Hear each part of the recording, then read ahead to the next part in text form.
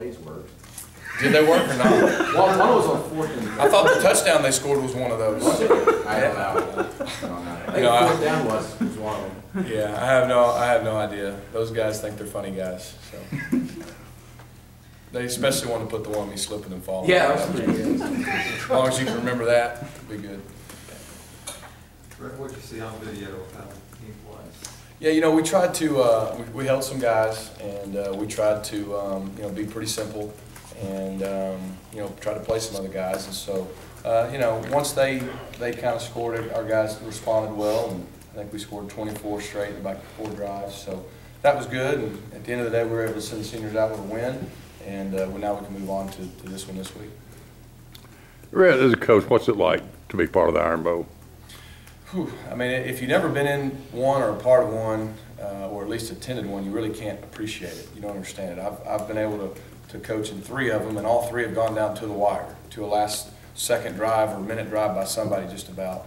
And, you know, there's just there's an energy in the Iron Bowl that's different than really any other game. It's very comparable to an SEC championship or a national championship game. You know, a lot of these guys grew up playing against each other, with each other, so there's a lot of pride, and both teams always play extremely hard, and there's a lot on the line. So this year will be no different. Sorry. When you guys see the kick six replayed over and over again throughout the season, you're going to see it more this week. Do you almost want that to be blocked out of the kids' minds in a week like this, so they're not thinking about last year? Yeah, I mean, we're not going to bring it up or talk about it because it can't help us this year. I mean, it's one of those things that you got to deal with. Both sides got to deal with it because it's just kind of part of what comes with the week. Just normal distractions and things that are out there. But I don't think it'll bother our guys. You know, that was last year, and this year's completely different, and we're going to have to play even better this year. Are they at all concerned that the game, for the Georgia game leading in through the first quarter last night, you guys offensively hadn't scored in 79 minutes. Nick's stats over that time were quite poor, and you have players come out after and say, yeah, they kind of needed Sanford to score to kind of wake up. Is it at all concerning that here it is, it's game 11 after 2 very tough losses, to still have some of these emotional things going on? Yeah, no, not at all. I mean, hey, it's a long season. That was game 11. A lot of ups and downs in the season, and you know, our guys did what they needed to do. They responded. Like I said, we tried to do some things to be simple and play a lot of guys, and a lot of credit goes to Sanford. I thought Billy D and that defensive staff had an excellent plan, did a great job, played hard. Our guys did what they needed to do to win, and now we're able to move forward. So I'm not concerned at all. I feel good about where our guys are at. Just mentioned that, and several players really mentioned that they knew what y'all were doing. When did y'all realize that was happening? They were calling your plays, and probably about the time Cody went to work there. You know, that's part of it. Obviously, that's the offense that when I went there we installed, and so there's a lot of similarities with what they're doing. A lot of those coaches are still there, and vice versa. Obviously, with Cody being here last year, and those guys, you know, running the same system. So there's a lot of similarities. Both defenses see it all the time in practice. So it's kind of one of those things to be expected, and that's just part of the game. And you know, it's just something you got to play through. Rhett, have you seen any kind of constant theme in the game this year where you guys got off to slow starts offensively, or is it just game to game is different? I don't know about any constant theme, but you know, we're obviously better when we can get some explosive plays, and those explosive plays lead to tempo, and tempo leads to points. And you know, you look back last night when we hit Sammy on the deep ball, that got everything going. And so you know, we're no stranger to knowing that. It's just something we got to do a good job of manufacturing those plays and get the tempo going. But I'd say that right now, you know, as long as we don't turn the ball over the first play of the game, it's always a positive, because those 2 times we did that, it didn't go very well. how do you take Sammy's season so far? He's made some big plays for you, obviously the 49-yarder spark it, but he's also had some inconsistencies, big drops over the middle and stuff like that. So how do you balance what his season? You know, we've all been inconsistent this year at times. You know, Sammy's probably as healthy now as he's been all year, which is a positive. But, you know, he'll be the first to tell you that he puts a lot of pressure on himself. He's made a lot of big plays, and he's going to have to make some more big plays for us, and he's going to have to make the easy plays too. But it's not just Sammy, it's all our guys. And, you know, we know this week that, you know, we're going to have to play our best game. There's no margin for error in big games, in Iron Bowl. It doesn't matter how the season's gone up to this point, none of that really matters. It's, you know, we're going to have to play our best game this week, and I expect our guys to be focused and locked in. You don't see Nick Marshall get negative yards rushing very often. What was that stuff he was doing? I mean, is there something that he was a little bit off? Or? No, probably a couple times that he should have maybe given the football, or he held the ball a couple times too long and took a sack or two when it was covered if he had hit a check down or taken off. And I think he was just trying to make too much happen a couple times. But and then there may have been a few times that someone else didn't do their job properly. But credit to them, they were going to take that away, and other guys stepped up and made the plays, and that's kind of how it went. There's been a lot of times where everything's clicking, and then there's been times in the last couple games where it's not clicking for him. Is his demeanor pretty similar? You like the way he handles kind of adversity? Yeah, I do, and like I said, I mean, I thought he played hard and well against Georgia. Statistically, he didn't, but that wasn't all on him. And then, up to then, he's played well most games too. So, sometimes you're hot and you got momentum that way. Sometimes you can get in a little bit of a frustrating rut.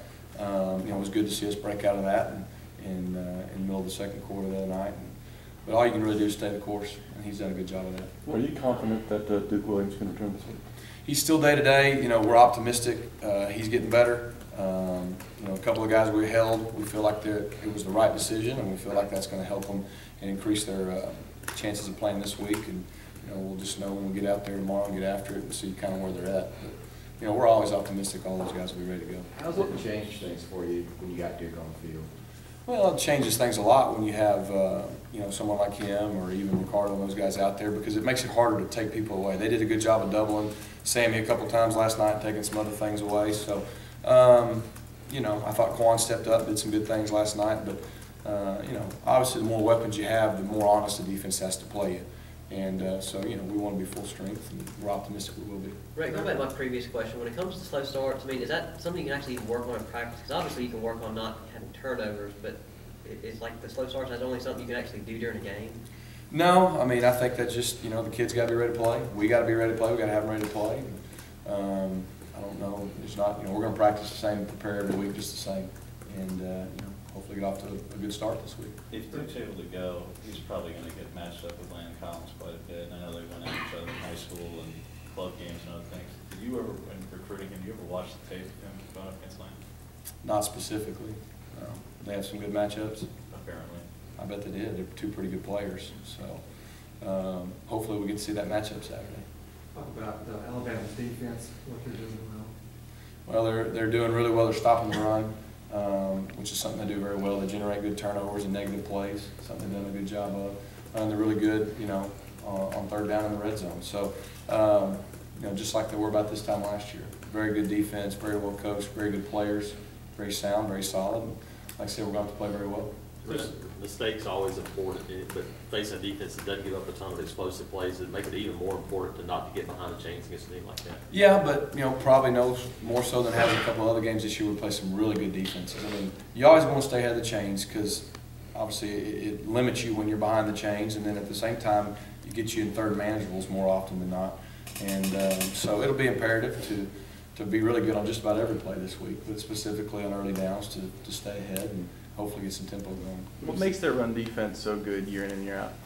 They do a good job. They got big guys up front that do a good job of fitting their gaps and really hunkering down and letting their linebackers make plays. They do a good job swarming the ball and edging their defense with their back end too, and it's just a really good team defense effort.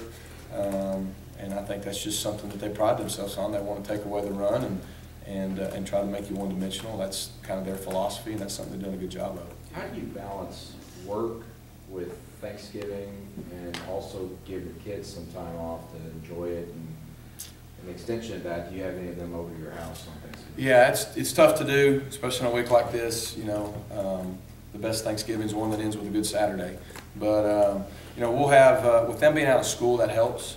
So we have Monday, Tuesday, Wednesday with them more than we normally would.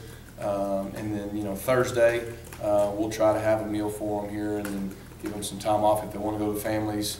If they're local or in town, they can. If coaches, we always have some guys over the house. That opportunity to want to come watch some football or get some pie or whatever.